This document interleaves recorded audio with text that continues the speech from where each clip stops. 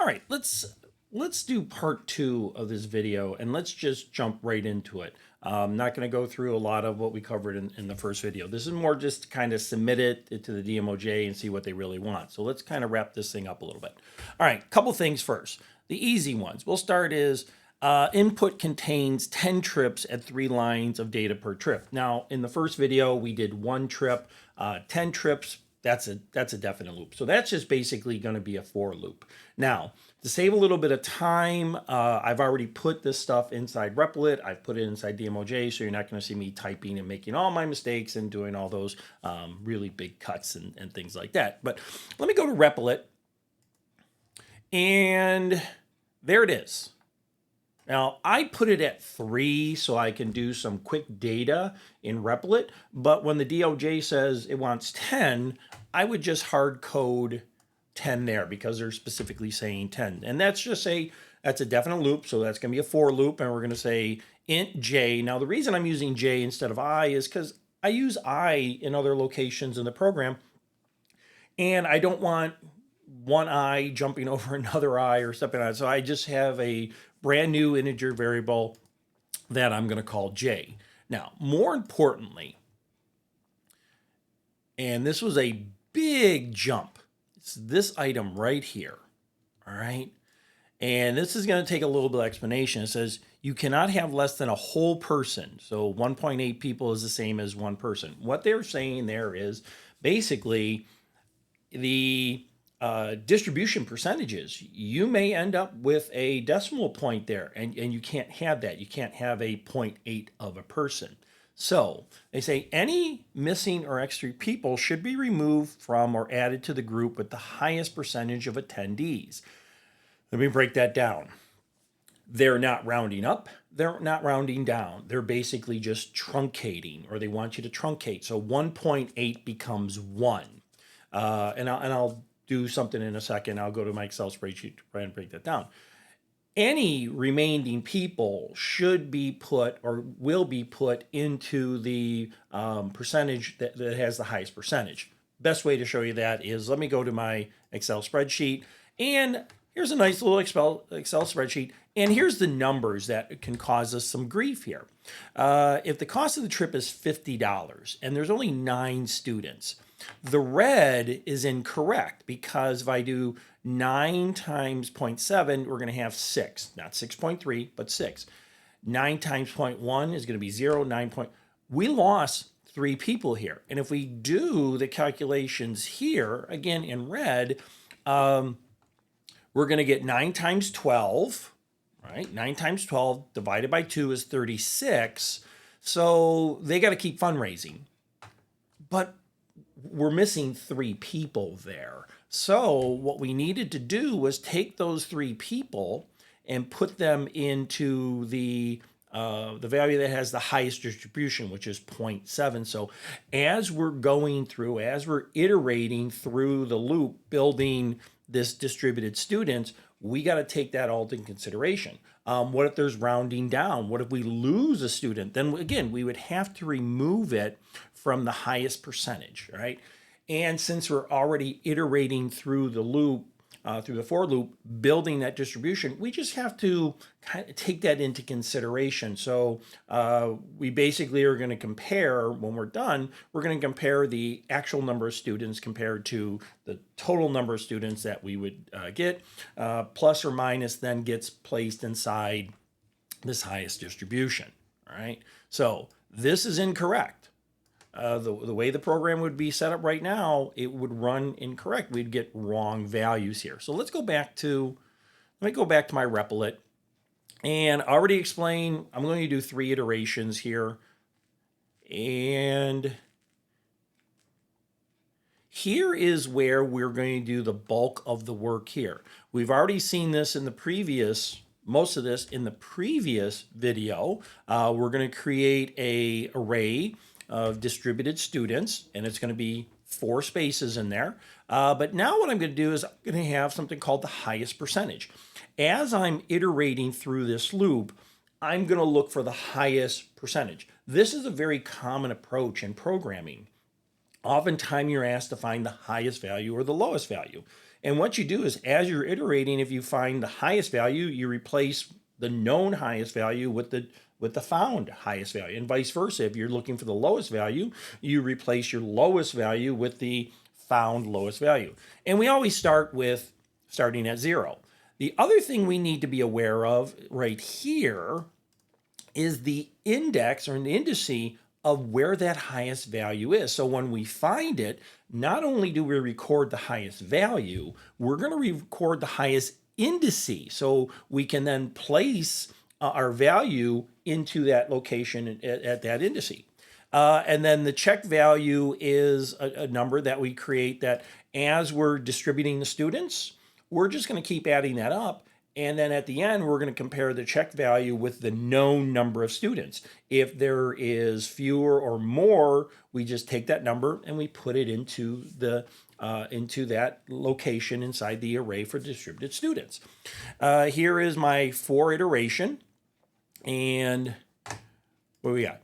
We got for I equals 0. We spent time on that. Length, we don't want to hard code increment. And it says, first thing we're going to do, we're going to say if percentage of students, I, is greater than the highest percentage. So as we're iterating through, if we see the highest percentage is greater than the recorded highest percentage, we just replace it. And equally important, we record the indice. So we're going to go through and we're going to look for the highest percentage. When we find that highest percentage, we have to go through all of them. Not only do we record the highest percentage, but we also, and more importantly, we record the indice in which is located. Then we're working here. Here's where we start building when we've seen this before. This is from the first video. We're building that distributed student array. And then as we're building it, now this is new, we're adding the number of students. So as we distribute the students, we're adding the total number, and that's what the check value is.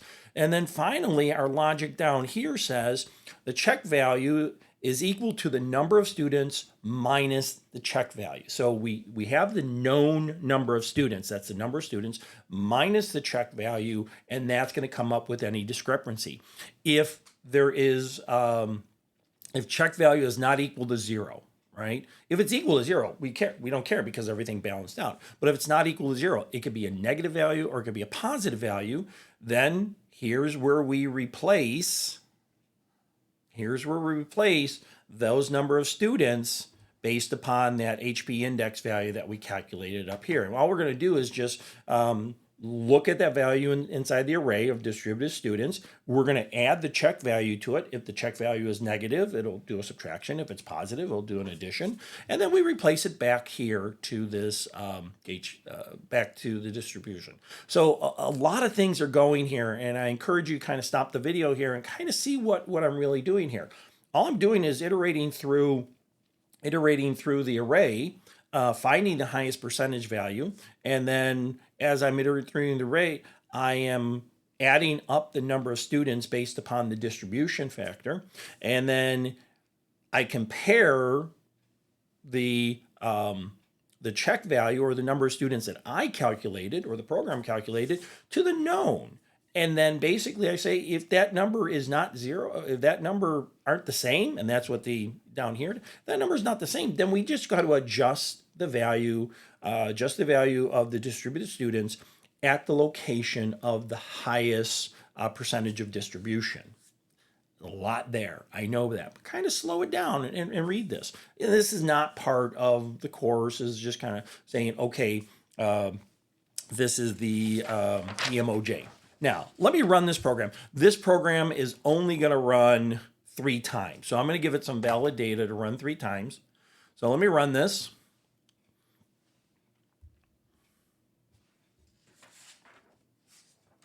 And we're going to say cost of the trip is 4,000. Distribution is 0.5, 0.2, 0.1, 0.2. And there's 400 students going to the brunch. And it returns yes. And if we go back to the spreadsheet, here is this value here. So $1,940. They have to go out and they have to keep working on their fundraising. Let's give another set of value. We're going to say 6,000.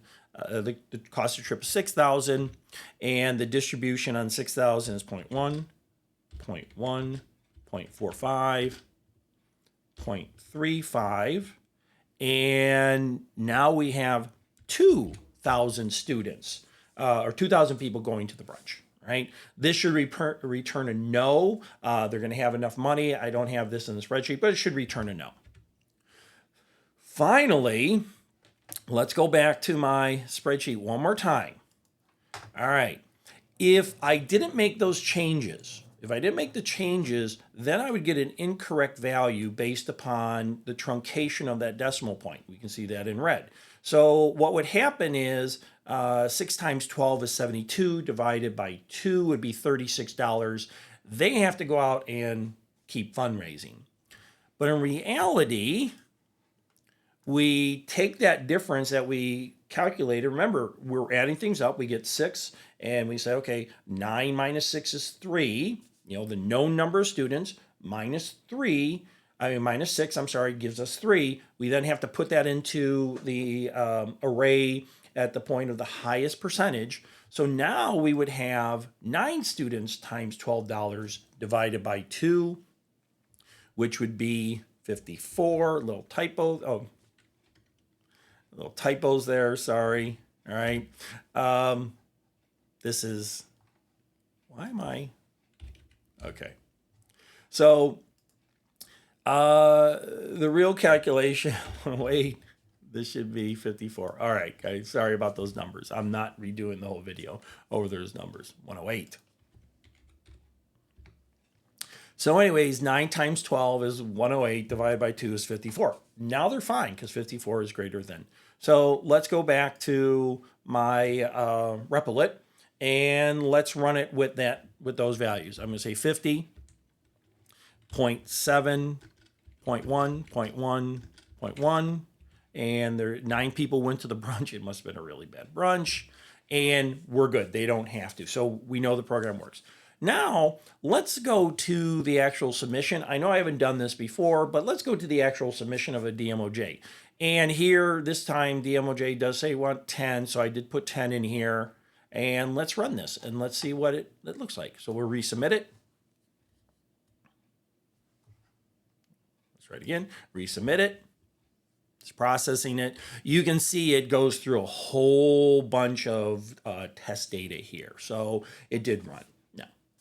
With that being said, a lot of stuff associated with this. This was kind of just extra to kind of go through to see how, again, keep, like, no pun intended, reiterate what we're working on. But you can see how important that we're constantly just going through the same for loop. They wanted it 10 times, so we did, 4 is 10. And then as we're calculating things, we're keeping track of things. Very common approaches with using arrays. Again, that being said, let's go out and learn something.